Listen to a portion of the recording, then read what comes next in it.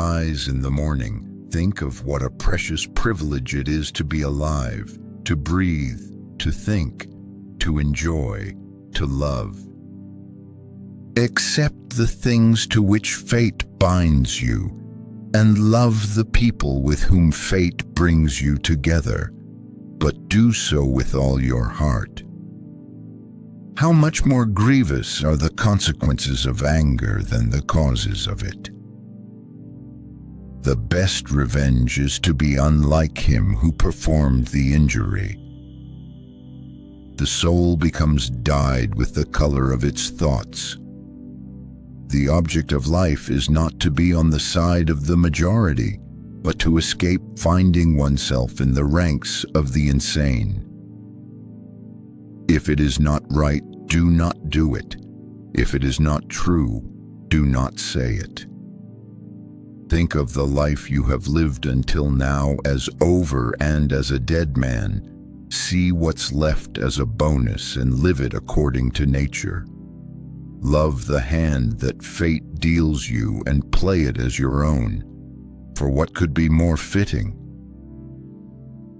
You have power over your mind, not outside events. Realize this and you will find strength. Dwell on the beauty of life. Watch the stars and see yourself running with them. Think constantly on the changes of the elements into each other, for such thoughts wash away the dust of earthly life. The happiness of your life depends upon the quality of your thoughts. Everything we hear is an opinion, not a fact. Everything we see is a perspective, not the truth. Waste no more time arguing about what a good man should be. Be one. Very little is needed to make a happy life. It is all within yourself, in your way of thinking. Let men see, let them know a real man who lives as he was meant to live. Try praying differently and see what happens. Instead of asking for a way to sleep with her, try asking for a way to stop desiring to sleep with her. Instead of a way to get rid of him, try asking for a way to not crave his demise. Instead of a way to not lose my child, try asking for a way to lose my fear of it. The memory of everything is very soon overwhelmed in time. Do not indulge in dreams of having what you have not, but reckon up the chief of the blessings you do possess, and then thankfully remember how you would crave for them if they were not yours. I have learned to read with diligence, not to rest satisfied with a light and superficial knowledge, nor quickly to assent to things commonly spoken of. You shouldn't give circumstances the power to rouse anger, for they don't care at all. It is the responsibility of leadership to work intelligently with what is given, and not waste time fantasizing about a world of flawless people and perfect choices. The mind freed from passions is an impenetrable fortress. A person has no more secure place of refuge for all time. That cucumber is bitter, so toss it out. There are thorns on the path, then keep away. Enough said. Why ponder the existence of nuisance? A man's worth is no greater than the worth of his ambitions. Let each thing you would do, say, or intend be like that of a dying person. The best answer to anger is silence. Give thyself leisure to learn some good thing, and cease roving and wandering to and fro. because a thing seems difficult for you, do not think it impossible. You have been formed of 3 parts: body, breath, and mind. Of these, the first 2 are yours, insofar as they are only in your care. The third alone is truly yours.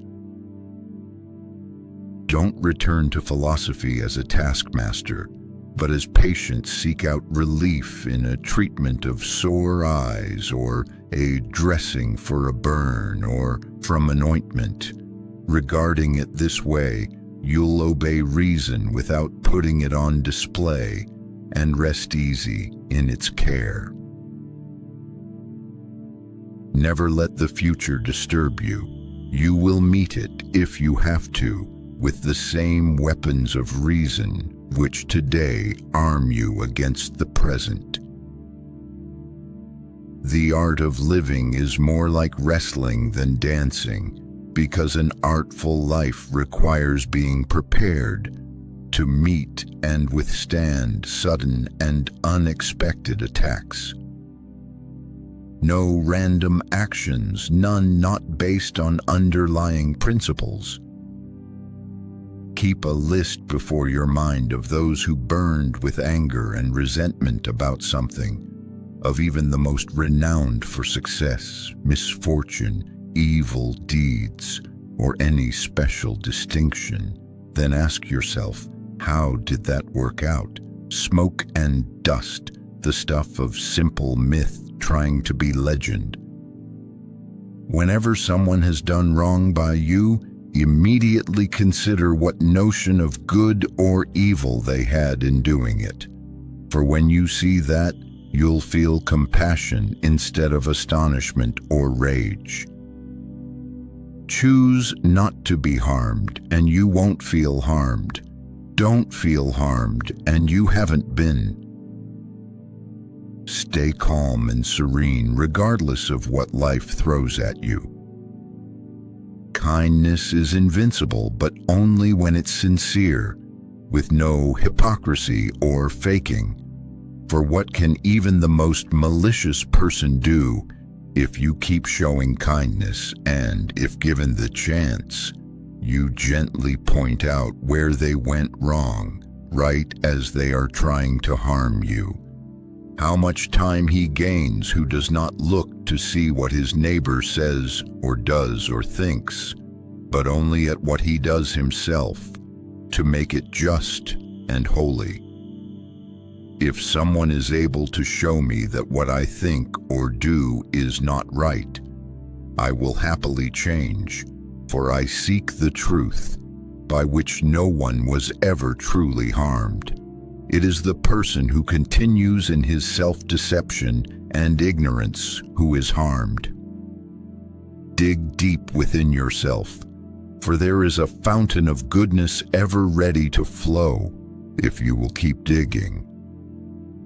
All you need are these: certainty of judgment in the present moment, action for the common good in the present moment, and an attitude of gratitude in the present moment for anything that comes your way.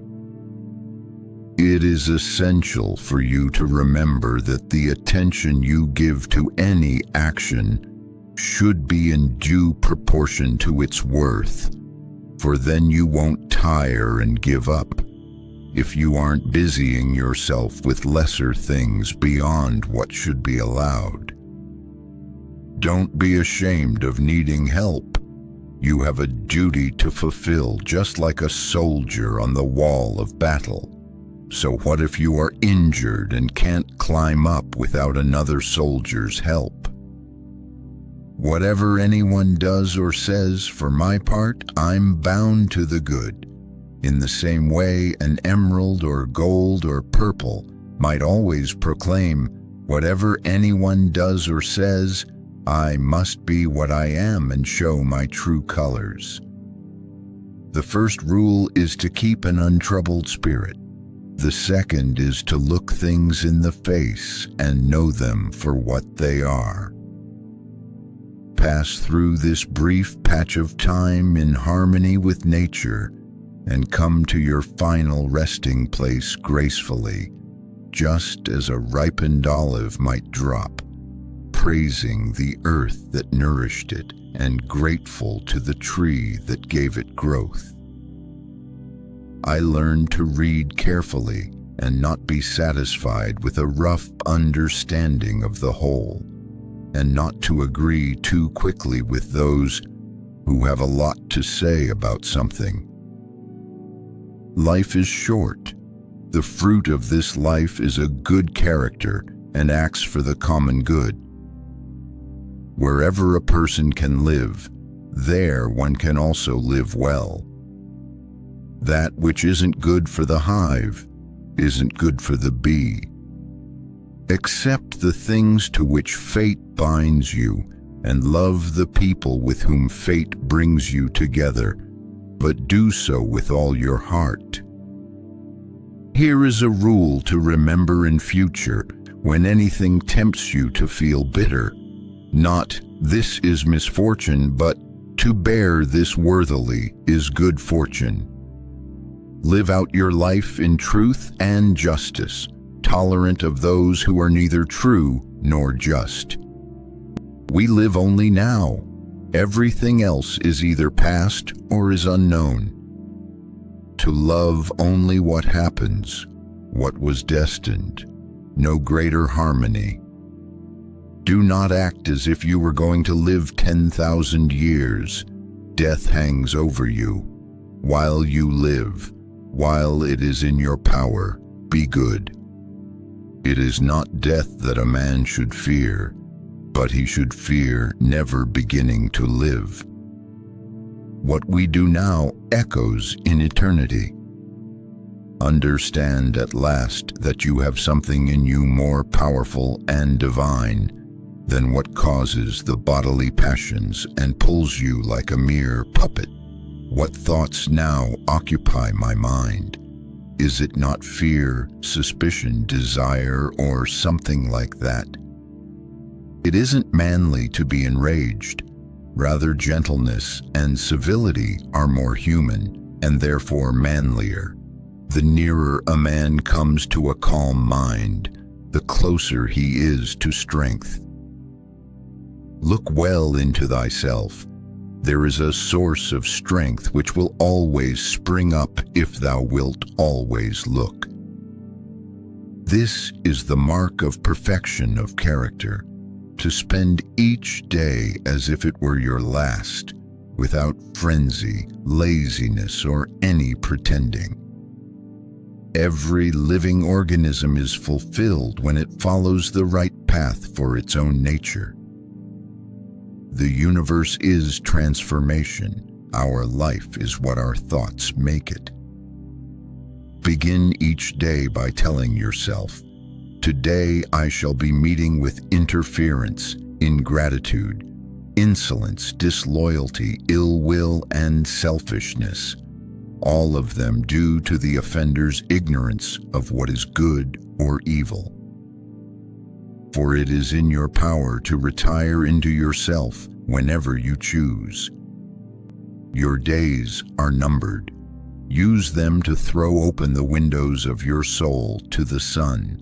If you do not, the sun will soon set, and you with it. Receive without conceit, release without struggle. You always own the option of having no opinion. There is never any need to get worked up or to trouble your soul about things you can't control. These things are not asking to be judged by you. Leave them alone. There is no nature which is inferior to art, for the arts imitate the nature of things. Frightened of change? But what can exist without it? What's closer to nature's heart? Can you take a hot bath and leave the firewood as it was? Eat food without transforming it? Can any vital process take place without something being changed? Can't you see? It's just the same with you. and just as vital to nature.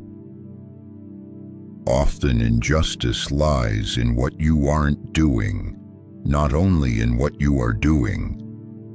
Whenever you are about to find fault with someone, ask yourself the following question: what fault of mine most nearly resembles the one I am about to criticize? If you are distressed by anything external, the pain is not due to the thing itself, but to your estimate of it. And this you have the power to revoke at any moment.